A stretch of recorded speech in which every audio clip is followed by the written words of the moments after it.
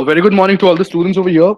This is your professor, assistant professor, Mr. Sridhar here, and I would like to welcome you all to this subject, which is called as Theory of Computer Science. Am I audible? Just give the acknowledgement in the chat box and let me know if I'm audible so that I can start the lecture.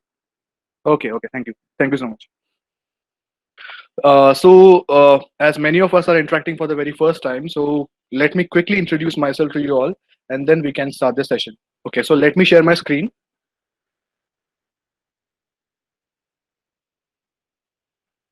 Just let me know if it's visible. Okay, thank you so much. So let me quickly introduce myself, and then we can start with the session. Myself, Mr. Sridhar here, and I have an experience of 7+ years in teaching. Uh, I have been teaching this subject for the last 5 years. This subject here of computer science. I have done my masters from Thakur College of Engineering and Technology, Mumbai University, and my skills basically, I'm an ethical hacker, certified ethical hacker. I have my expertise in the field of computer networks and system security, cryptography. You can contact me anytime on. Let me show you my contact details. You can contact me anytime on these social media handles. I will share this slide with you all so that you can contact me anytime if you have any doubts. And otherwise, I'm always there on Google Classroom. You can easily contact me over there. So one more thing left is I have also authored a book. This is the book, Understanding Digital Forensics and Incident Response in a Simplified Manner. You will learn about this in the final semester, final year, in fact, seventh semester. Okay, so this was a quick introduction of mine. So now let me tell you what exactly are you going to study in this subject. Let me first of all admit these people inside. Okay, this is going to happen in the first lecture. People will keep on coming. From the next lecture onwards, I expect you all to be on time. Those who are coming late, kindly join before time. Okay, so let me present this slide. This is all about your subject which you are going to study. Any idea, any research you have done about this subject, theory of computer science? Kindly let me know in the chat box if you know something about this subject, what this subject might be. I have already shared all the resources in your Google Classroom. You can check it. I've already shared the syllabus with you all. So in case you have not yet gone through the subject, kindly go through it. Ask your seniors about it, how the subject is really. Basically, I'm not scaring you. This subject is all about mathematics. So if you're well versed with maths, it would be like a cakewalk for you. But if you're not that good at maths, don't worry. It's my job to make you understand. Okay. So leave it up to me. I will make sure you get each and every point which we discuss in the lecture. So in case you're not understanding anything, kindly let me know. I can repeat it n number of times so that at the end you get what you are learning, right? At the end you should know what you are studying. ऐसा नहीं होना चाहिए मैं पढ़ाता जा रहा हूँ आपको कुछ समझे ही ना. So let me know if you're not understanding any concept in between the lecture so that I can repeat it. Ultimately आपको समझना चाहिए, right? So let's see what exactly this subject is all about. Basically, these are the 6 modules which we are going to learn in this subject, theory of computer science. Let me make it very clear. Theory of computer science, bhale naam theory ho, but it's having only 20 to 25% of theoretical concepts.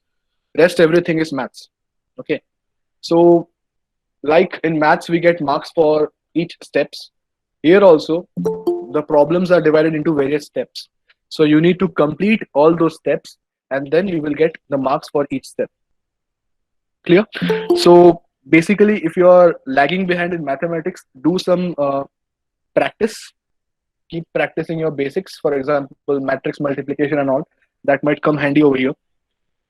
Rest, I will make sure कि आपको सब समझे. Okay.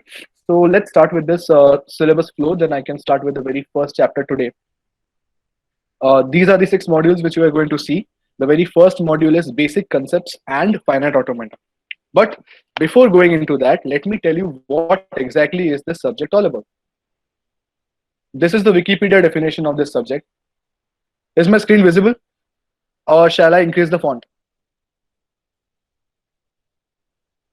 Let me know. Okay. So the theory of computation is the branch that deals with how efficiently problems can be solved on a model of computation using an algorithm. So let me explain this to you.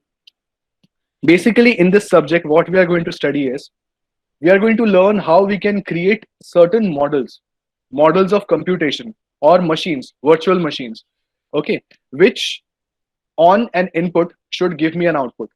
So it's really very simple. You need to first of all uh, create a model. For example, let me show you.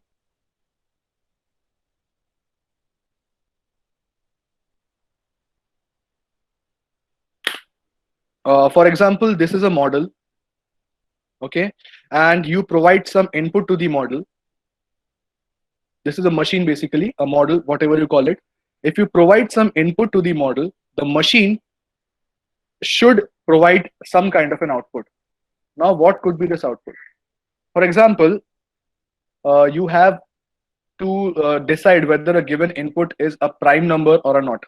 This is just an example I'm giving to you.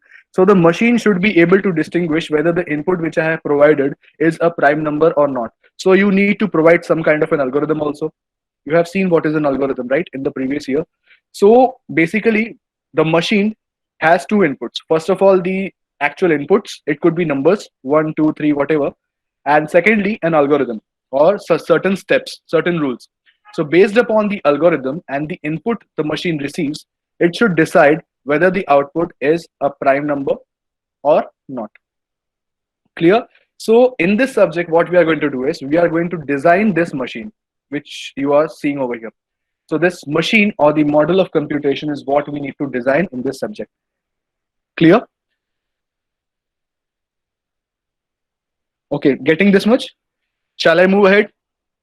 This was the actual definition of this subject, theory of computation. Okay, so in this subject, basically we are having these three fields. Let me increase the font as someone asked me.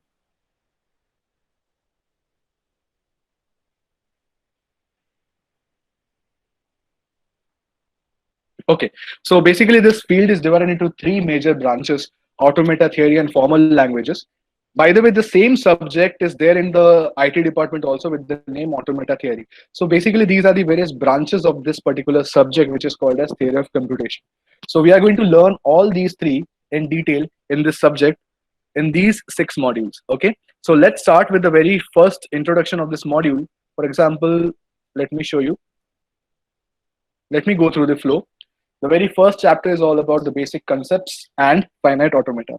Now, what is finite automata? What exactly is it? Finite automata is basically a model. As we saw, we are going to discuss certain models of computation.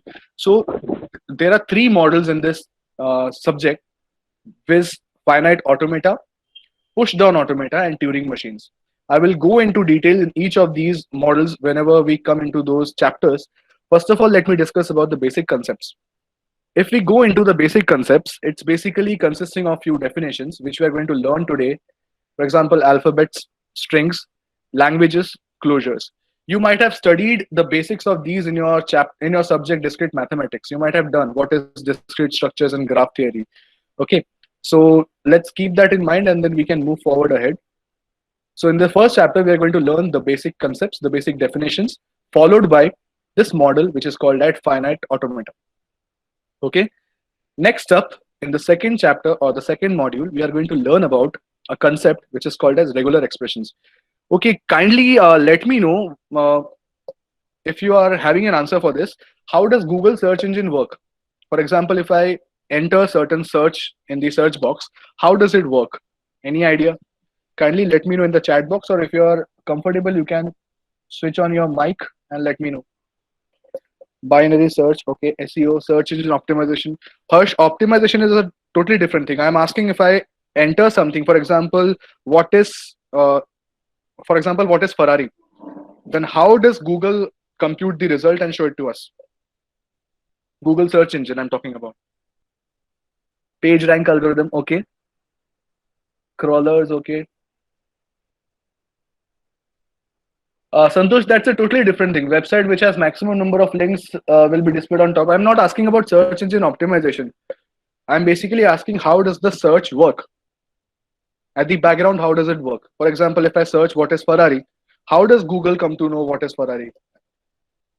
It might search in some databases, right?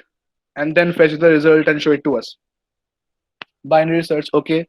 It's one of the search techniques, binary search, okay. What else? I'm not going into the technicalities. I'm just asking you the basic thing, whatever happens. You don't need to go into the extreme technicalities of how Google search engine works. I'm just asking what exactly might have happening. You have studied in database management studies, right? Or you might be studying in the subject database management. Okay, let me tell you in a nutshell what exactly happens. If you search something on Google, basically, yeah, web crawling, basically what happens is Google does some kind of pattern matching. What exactly is pattern matching? For example, I have searched the term what is Ferrari. So it consists of three words, right? Along with the question mark, correct database and data fetching. Okay. So what exactly happens is whenever I search for that word, what is Ferrari, Google first of all compares my text with the text it has on its database. So basically what it does, it tries to match whatever I am trying to search with whatever it has on its databases. Now that database might be anywhere present in the world. It might be somewhere in Arizona, it might be somewhere in Brazil, whatever. So what Google does is Google searches for that particular pattern in one of its databases. If it finds a result, it sends it to us on the search result page. Otherwise, it will show us zero results found or whatever, right? Whatever I'm trying to explain is Google is doing so with the help of a technique which is called as pattern matching. So pattern matching is very simple. For example, I have written the search what is Ferrari. So Google breaks down each and every paragraph into sentences, the sentences then into lines, and the lines into words, words into alphabets. So the minimum level or the minimum component, minimum size component is nothing but the alphabet. So the basic component is alphabet. Then we move on towards strings. Then from strings, we create lines. And then from lines, we create the paragraph. So what Google does is it compares each and every word or each and every alphabet with its database entry. Once it finds a database entry, it retrieves it and shows it to us. Clear? So how does it work? Basically, that pattern matching is done with the help of a concept which is called as regular expression. So regular expression is nothing but it's kind of pattern matching. For example, if I type something, for example, I write apple in all lower cases, okay, and another person types apple with the A in uppercase. Does it change the meaning? No. If I write apple in uppercase and apple in lowercase, it doesn't change the meaning, but the computer needs to understand it. You already know that we can't directly communicate with the computer in the high level language. We need to convert that into some sort of machine level language, right? So you all know the capital letter A has some certain ASCII value and small letter A has got a different ASCII value. So the computer will understand that in a totally different manner. We as human beings can easily differentiate it. What is apple with a capital A and what is apple with a small a, but the machine needs to understand it. So we need to create some sort of logic with the help of this concept which is called as regular expressions. Clear? So this is what we are going to learn in the second chapter, regular expressions. Moving on, in the third chapter we are going to learn something about grammars. So now you might know what is grammar. If I'm talking to you, I need to follow certain set of rules. I'm talking to you in English, so I should follow certain set of rules set by the English grammar, right? Currently I'm talking in the present tense, so right now I can't talk in the past tense, right? It makes sense, right? So whatever grammar is defined by that particular language should be followed by all. Okay, otherwise what happens, if I write something with a very poor grammar, the person on the other hand or on the receiving end might not understand what I'm trying to convey. So for making the computer understand, we need to provide certain set of rules or certain set of guidelines that the computer should follow. Okay, so that the computer will easily understand what I'm trying to communicate with that. Clear? So that's what we are going to learn in the third chapter, third module, which is called as grammars. Fourth one and fifth one are the actual models which are really used in the real life computation of problems. For example, you might have seen how calculators work, right? You all have calculators at home. So calculators work on the simple principle: give them some inputs, tell them what to operate upon, and then they will provide you the result. So the same thing we can also design in this subject. We are going to learn how to create calculators which can do operations such as addition, subtraction, multiplication, division, mod operation, etc. in a very simple fashion. So what exactly is this push down automata? So now if I compare this fourth module with the first module, there are certain differences. Just keep one thing in mind. Whenever I am moving ahead in the modules, for example, right now I'm talking about the fourth module. So the machine which we are going to learn in the fourth module would be much advanced than the machine we have learned in module number one. Clear? So whenever I'm moving ahead in the modules, the syllabus is designed in such a fashion that each and every module is much better than the previous module. So that's why we get an understanding that module number 5, that is Turing machines, are much more advanced than all the previous models which we are going to learn till module number 4. Clear? So I will explain to you what exactly is push-down automata and Turing machines whenever we start those modules. But let me give a quick understanding of what Turing machines are. You might have heard about Sir Alan Turing. Yes or no? Sir Alan Turing. If yes, then let me know who he was. Okay. Okay. Okay. You know about him. So have you heard the term CAPTCHA? You might have heard about it, right? Can you tell me what exactly is CAPTCHA?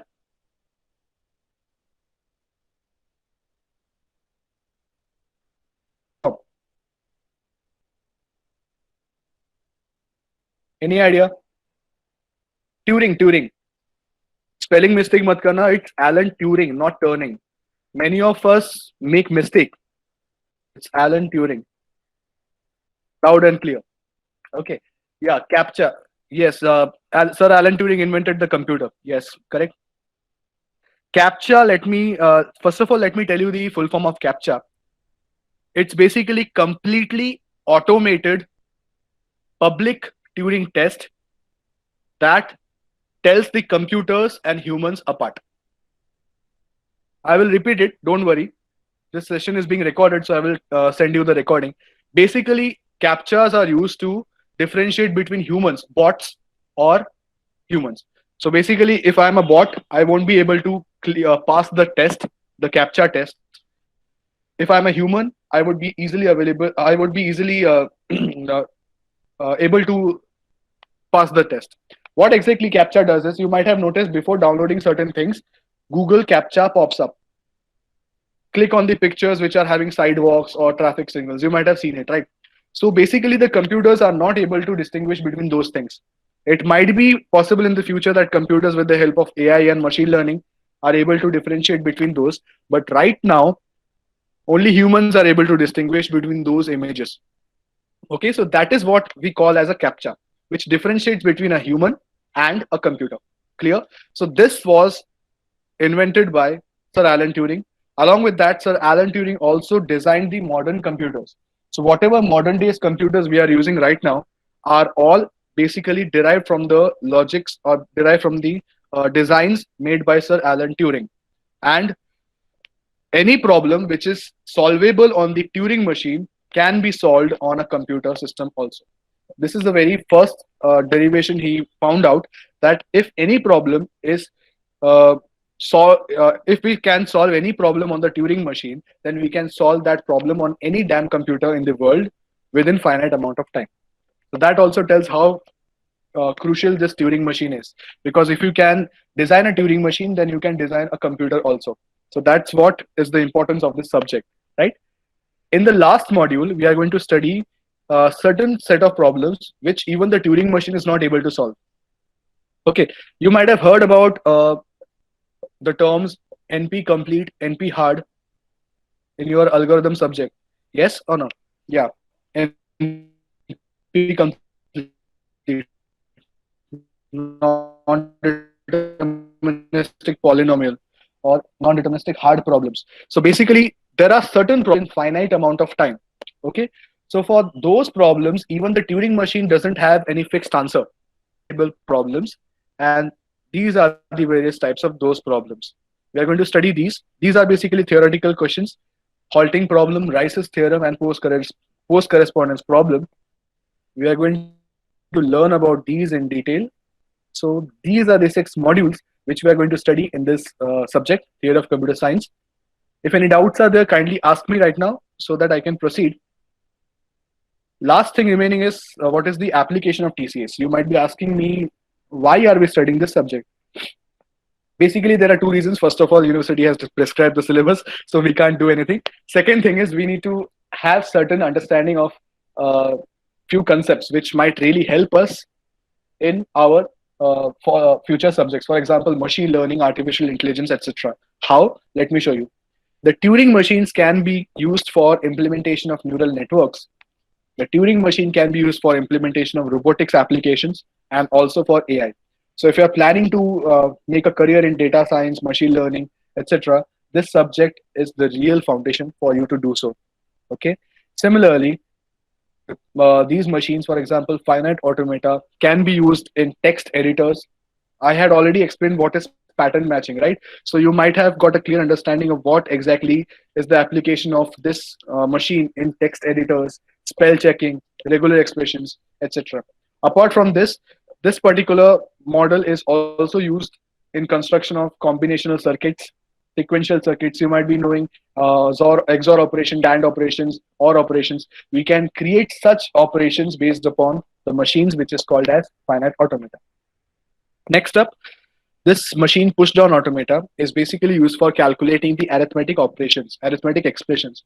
You might have heard about the problem Tower of Hanoi, how difficult it was to solve manually. But if we create an algorithm, it becomes really simple. So push down automata can be used to create or solve such problems based on traditional real life problems, right? So this is all about this syllabus flow. Before me starting the first module, if you're having any questions, any doubts, you can ask me so that I can answer them and then move ahead with the topic.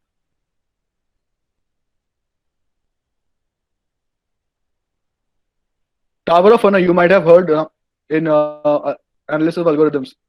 We Okay, you don't know what is Tower of Honor. Okay, let me show you. It's basically a puzzle. As far as I remember, it's basically a puzzle with the. For example, these are the 3 rings.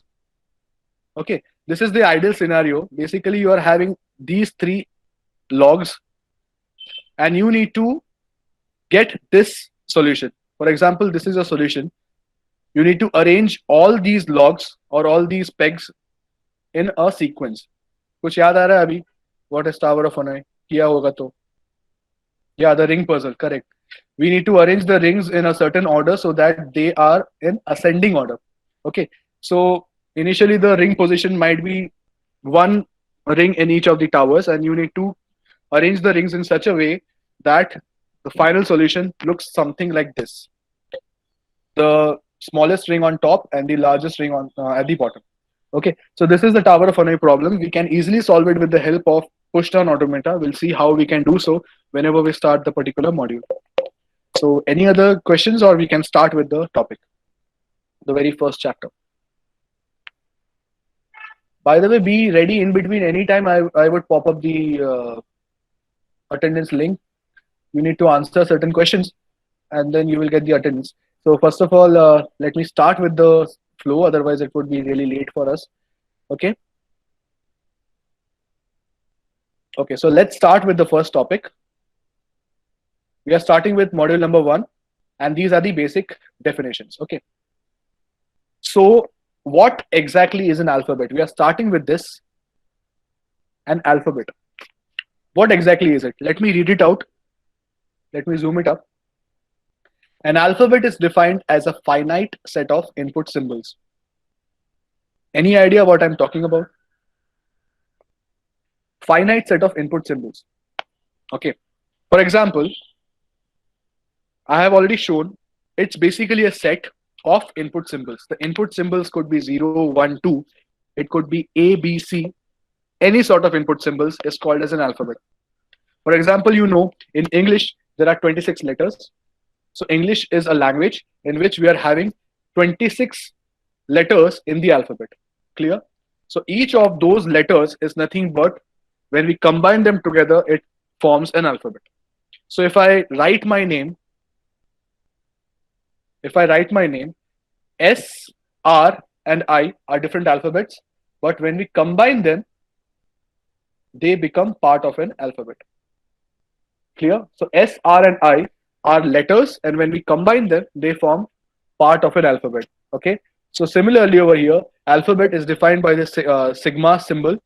Pardon, my handwriting is not that good, so I'm just trying out. Uh, sigma is nothing but it consists of 0, 1, and 2. So these are the alphabet. Clear? So I can say that this particular alphabet is composed of 3 letters, 0, 1, and 2. Clear? Okay. So next up is a string or a sentence. What is a string? Now we are moving up the hierarchy. धीरे धीरे ऊपर जा रहे हैं अभी हम लोग. The string is nothing but it is also called a sentence or a word. So basically, when we combine the alphabets, we form a string. It's clear from the example. Just read it out. It is defined as the finite sequence of symbols over the given sigma. So whenever I'm talking about sigma, it is nothing but an alphabet. Clear? I'm reading out once again. A string is defined as the finite sequence of symbols over the given alphabet. Now, whatever be the alphabet. In this case, the alphabet was 0, 1, and 2. So you simply need to write over here the alphabet 0, 1, 2. So any combination of 0, 1, or 2 is called as a string or a sentence or a word. You can see over here 0 can exist on its own, 1 can exist on its own, similarly 2. And similarly, we can combine the elements together. It could be 1, 0, it could be repetitive 1, 1, 1, 2, 2, 1, 2, 1, 0, whatever. Clear? So that is what we call as a string. Clear till here? We can count space as an alphabet. We'll see in the future section. देखेंगे हम लोग what exactly is the space you're talking about. Okay. Over here, next topic is string length. String length is nothing but it is defined as the number of symbols present in a given string. Now, pay attention properly over here. It is defined as the number of symbols present in the given string. Whether the symbols are repeating or not, it doesn't bother. For example, over here, the symbol is 2120. So we are having this 2 repeating twice, but we need to calculate it as a single unit every single time. Clear? So now the number of symbols present in X is 4 and not 3. So it is denoted by this symbol, mod kind of symbol. Mod of X is nothing but 4, right? So whenever we write X, X is nothing but the string. And whenever we write mod of X, it is nothing but the length of the string X. Clear? Okay. So next up is empty string. As you had asked what is the space, now I will answer this. For example, the string of length 0 would be called as an empty string. This is nothing but a space. A string of length 0 would be called as an empty string. It is denoted by the symbol epsilon. Clear? So this is nothing but, this is same as this. Clear? So empty string is never empty. It consists of a blank symbol which is called as null or epsilon. Clear? So this is nothing but a null set. Okay. Next up, we are going to learn what is a language. A language, now we have reached the topmost hierarchy. We had started from alphabets, strings, and now we are moving towards the top end, which is called as a language. Now read it carefully. A language is defined as a set of string defined over the given alphabet. For example, L. Language is denoted by L. L is a set of X. What is X? X is a string. Clear? So I can write it like this. This L is nothing but a language. Okay. X is nothing but a string, and whatever is written over here is the condition. Clear? So just have a look. I can read it like this, where L is a language consisting of X, where X ends in BA over the alphabet. Here, it is nothing but the alphabet. Clear?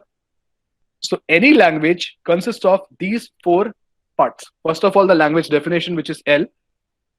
Next up, it is a set of X, where X ends in BA over the alphabets A, B.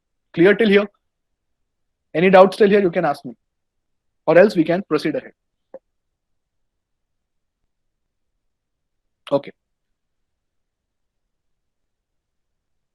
Anytime if I'm going fast, kindly let me know so that we can go at the same pace. Okay. So right now we have completed 10 languages. Now let me move ahead with the next topic, which is called as power of an alphabet. So what do you mean by power of an alphabet? Okay. Let's read it out clearly. Power of an alphabet is nothing but, if sigma is an alphabet, then sigma raised to k is the set of all the strings from the alphabet sigma of the length k. Let me read it out once. If sigma is an alphabet, then sigma raised to k is the set of all the strings from the alphabet sigma of the length k. So here the length is k. So if the symbol or if the alphabet is a comma b, then what will be sigma raised to 1? Sigma raised to 1 will be all the set of strings of length 1. Clear? So over here, the strings which are of length 1 are nothing but a comma b. Similarly, if it is sigma raised to 2, it is nothing but k value is 2 over here, right? K is nothing but the power. So k is 2. So sigma raised to 2 is nothing but, it is the set of all the strings of length 2. That is AA, AB, BA, and BB. The order is not important. You can write in any fashion you wish. But all these strings should be covered. Similarly, next up is sigma raised to 0, which we have already seen over here in the language section, where sigma raised to 0 is nothing but the value of k is 0. So we will have all the strings of length 0. But is it possible? Can we have strings of length 0? We cannot have strings of length 0. Hence, the set consists of only this null value, which is called as epsilon, which we have already seen in the previous topic. Yes, over here, right? That is what we call as a blank space or null. Kindly take 2 minutes of time, revise it quickly. If it's really better if you could use your notebooks to note down every single concept which we are doing, so that you can revise it at any point of time later on. Okay. So if you are done with this, we can proceed ahead. Let me know in the chat box if you are comfortable with the speed. If you have done so much so far, we can proceed ahead. We have 2 topics left. Not much of it is remaining for today, and then the homework question. Okay. Okay.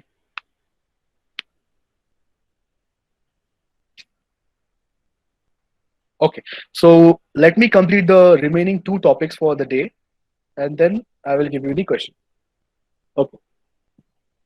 So the next topic is a substring. You already have heard what is a substring. You know what is a substring, right? By the way, I would be also asking or giving questions from the GATE point of view, so that you can prepare this subject very well from the GATE point of view if you're planning to appear for GATE or any other competitive exams. Let me tell you, this particular subject is of very much importance if you're planning for appearing for the GATE. Approximately 7 to 8 questions are asked every year out of the total questions for GATE competitive exams. So it has a lot of weightage in the exam. So let's prepare for the GATE. If you're planning to prepare for the GATE exams, so this particular subject will be really beneficial for you. Okay, so in between I will pop up some questions from the GATE also. This question itself was from GATE. So have a look. What is a substring? You might be knowing what exactly is a substring. If not, so kindly pay attention. Let U and W be the two strings defined over the alphabet sigma, whatever be the alphabet. Okay. U is said to be a substring of W if U occurs in W as it is in the same order. So what do I mean? Have a look carefully. Read it once again. Let U, W be the two strings defined over the alphabet sigma. U is said to be a substring of W if U occurs in W as it is in the same order. So now I have given you this W, which is gate. So I want you to calculate the substrings of W. I have written something over here. You need to tell me which of these substrings are not valid. Okay. You have to tell me which of the substrings are not valid. देखो एक बार properly. Go through it and go through the definition once and tell me which of the substrings are not valid. I have written every possible combinations. You need to tell me which of them are not valid.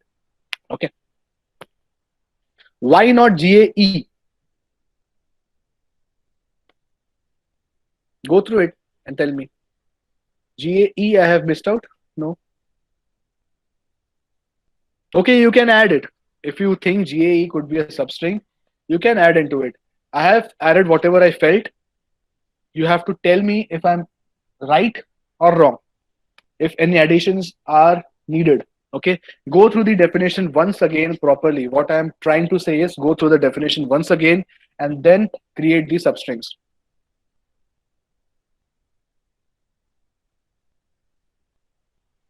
Only gate is valid.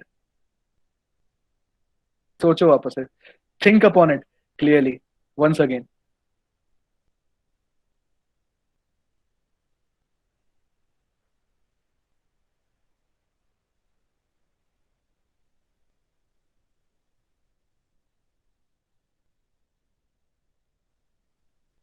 Okay, think upon it once again clearly with a clear thought process. Read the definition once again, what I mean to say. I will go through the chat box in a second. Just go through it once again and tell me which of these is valid and which is not valid.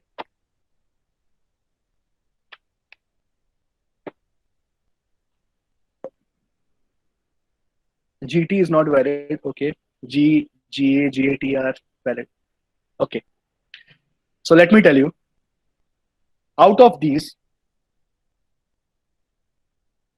GT is not valid. I will tell you the reasons. Out of these, basically GE is not valid,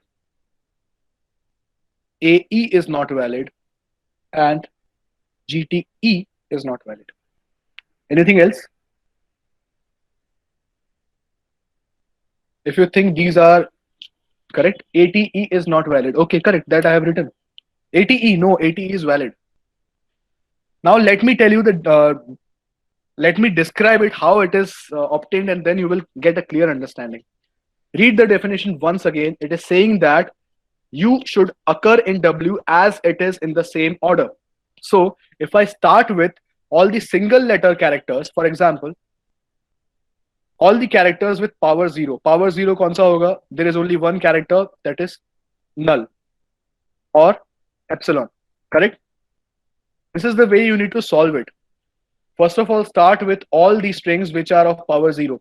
I have only one character of power 0. You have to keep this in mind that you also need to include the null character also as part of the substring.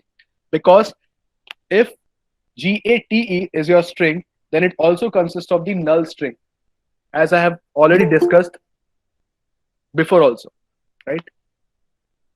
Clear? So let's start with counting all the strings with k equal to 1 now. Now, k equal to 1 means all the strings which are having length of 1. Clear? So this is possible. Now start with k equal to 2. K equal to 2 are nothing but all the strings which are of length 2 and which are in the same sequence. Same sequence as in, if I'm writing it like this, GA is the first. Can I write GT? No, because GT is having A in between. If you see over here, GT is not in the proper sequence. That's why we cannot write GT together. Similarly, with the same explanation, we cannot write G and E together. Got it? Clear? So there would be this GA which is possible. What next? If I start with A, I can write AT. Yes or no? Because A and T are coming in the same sequence. So with the same definition, I cannot write AE together because there is a T in between. So the sequence is broken. That's why we cannot write AE. So that's why we have omitted this. With the same definition, we can write TE, yes or no, because TE is coming in the same sequence. So these are all the characters which are of length 2. In the same fashion, we can move ahead with all the characters of length 3. Again, I can start with GAT. Anything else starting with G? No. Because if I try to write GTE, the sequence is broken. That's why I cannot write GTE. So that is omitted. So next, start with A. There is only one option possible, that is A, T, and E. If I move ahead further, I cannot form a string of length 3. So I cannot move ahead any further.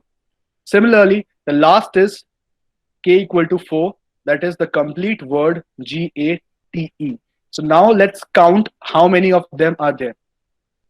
1, 4, 3, 2, and 1. What is the total? Tell me how many substrings you got. We cannot write EG because it cannot go back in a cyclic loop. Okay, so is the concept clear? How we got 11 substrings? If you're not clear, let me know. Okay, so that is how we got 11 substrings. So now if I tell you, there is one formula also, but before that, kindly check the chat box. I have already given the link. Go to the link. If you are comfortable with this question, you can answer the question I have asked in the form, or otherwise, let me explain it further and then you can answer the particular question present in the attendance form. Okay, so wait, yeah, 1 second.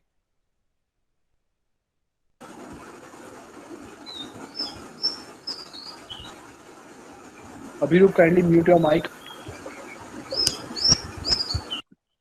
Yeah, thank you. So let me explain. Now there is a logic behind it. For example, if I want to find the total number of substrings present in the word hello, kindly solve it and let me know how many substrings you will get for this particular word. Okay, take it as a homework. Try to solve it and tell me how many substrings you get for this. Hello. I have added a single character extra. Instead of 4, now we have 5 characters in the word. Okay. It's okay, Abhirup, no issues. So take the word hello and tell me how many substrings will be there. If you want a shortcut from the gate point of view, let me give you a formula. Okay. And then you can solve the question. There's a formula for calculating the number of substrings. It is very simple. N into n plus 1 upon 2 plus 1. So you can verify your answers for this particular question gate, where in gate, the total number of characters n is equal to 4. Put it in the formula and calculate and tell me if you get the answer as 11. Okay, try it out quickly and let me know. Yeah, hello consists of 16, correct?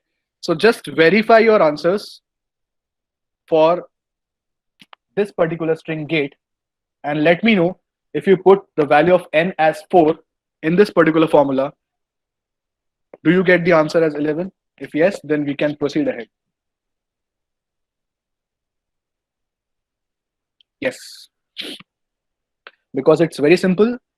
4 into 4 plus 1 upon 2 plus 1 is nothing but 4 into 5 by 2 plus 1. It's 11. Clear? So this is a very useful shortcut for you if you are encountering such a question in the GATE exam. So you can simply directly use this formula and get the answer. Cool. So now you can attempt the question which I have given in the chat box. I'm again pasting the link over here. This is your feedback form, feedback come attendance form. So if you found any suggestions for me, if you want to give any suggestions for me, you can use this link also and give those suggestions or comments in the particular text box and let me know. Can you repeat once again? Mihir, what exactly do you want me to repeat? Harshad, you have to use the roll number that is a new sheet forwarded to you. Otherwise, you can use any of your previous roll number also. It's not an issue. Write your name and email properly. That is what is main important. Okay. Hello. Okay. So now hello, I will explain it with the help of this hello. Hello basically consists of 5 symbols, right? So simply put in the formula 5 into 5 plus 1 upon 2 plus 1. You will get the answer as 16. 5 into 6 by 2 plus 1. It is nothing but, you can calculate 15 plus 1, that is 16. Clear? Now, if you want to do it manually, you can do it by typing, by considering each and every character. That is the same fashion. You have to do it in the same fashion.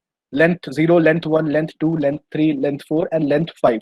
Okay, and then you will get all the answers. Sum it up and you will get the answer as 16. Clear? So the last topic which is left is mail kaunsa wala sir use here. The one which you are using right now, you can use that mail in the form. No issues. Yes, you can write your name and Gmail ID in the form. No issues.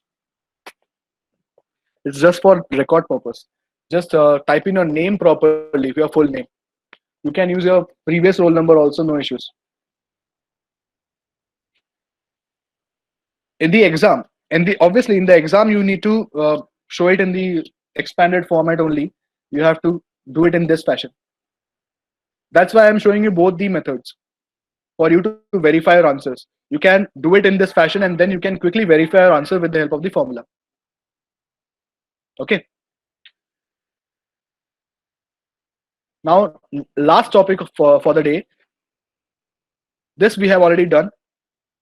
Okay, so I'm simply writing the formula over here. Sorry, n into n plus 1 by 2 plus 1.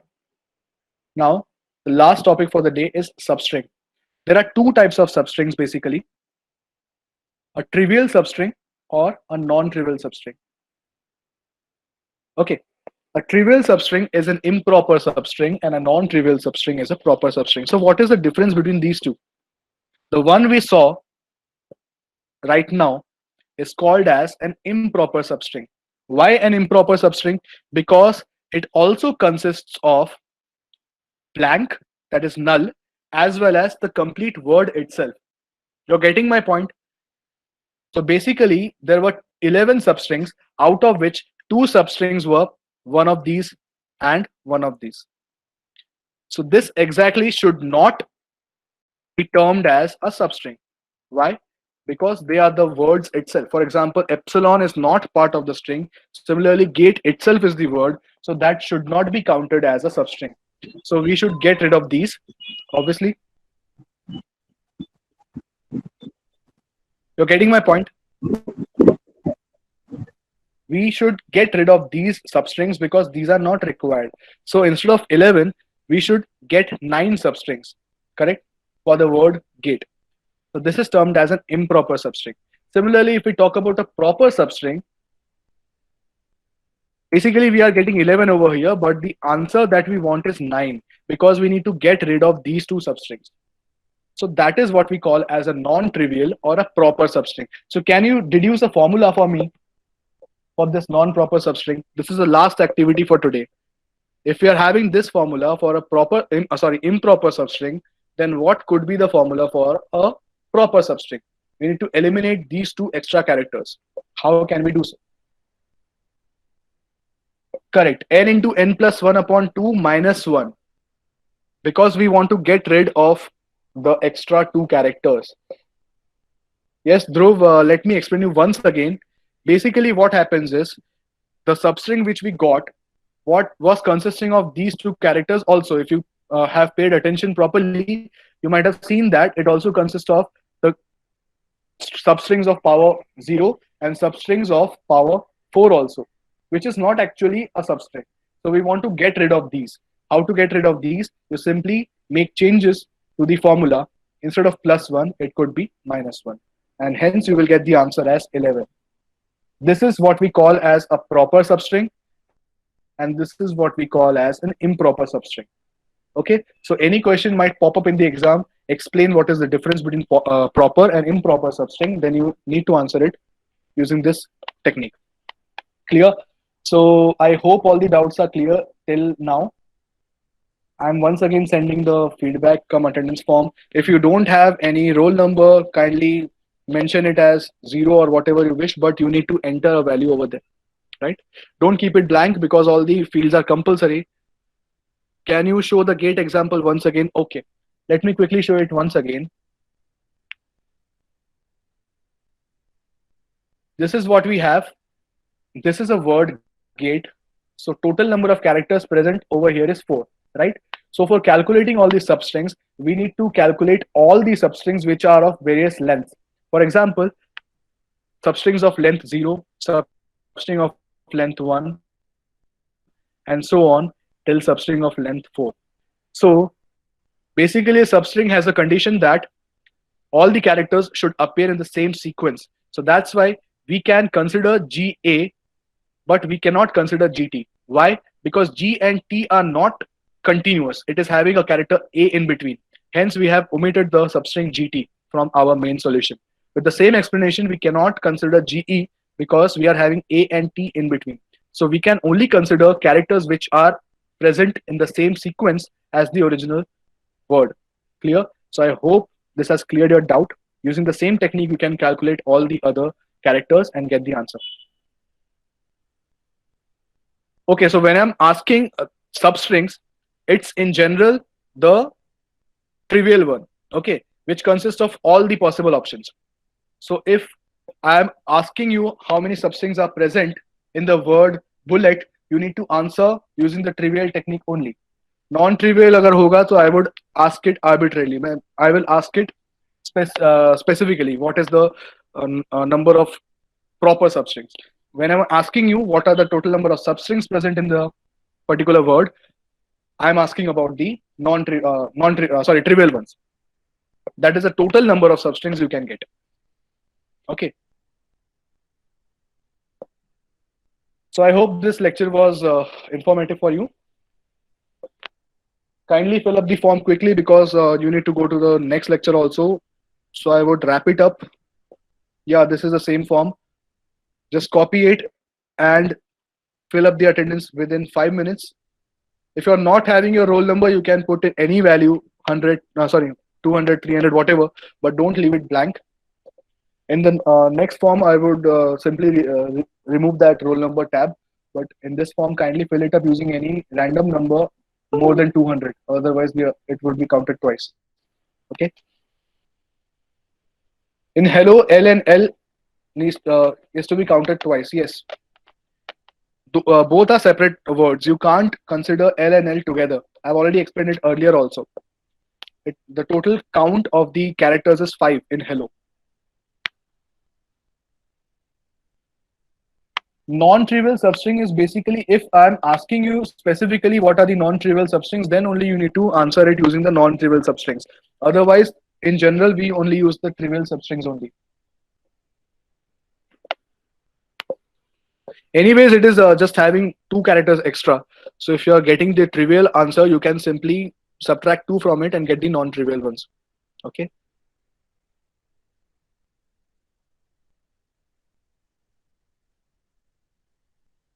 So thank you so much for attending this lecture. Kindly, you can fill up the attendance form and just attend your next lecture. So thank you so much and keep practicing. Okay. Okay, thank you. We can end this session. You have 5 minutes of time, so kindly freshen up and go to the next lecture. Thank you so much.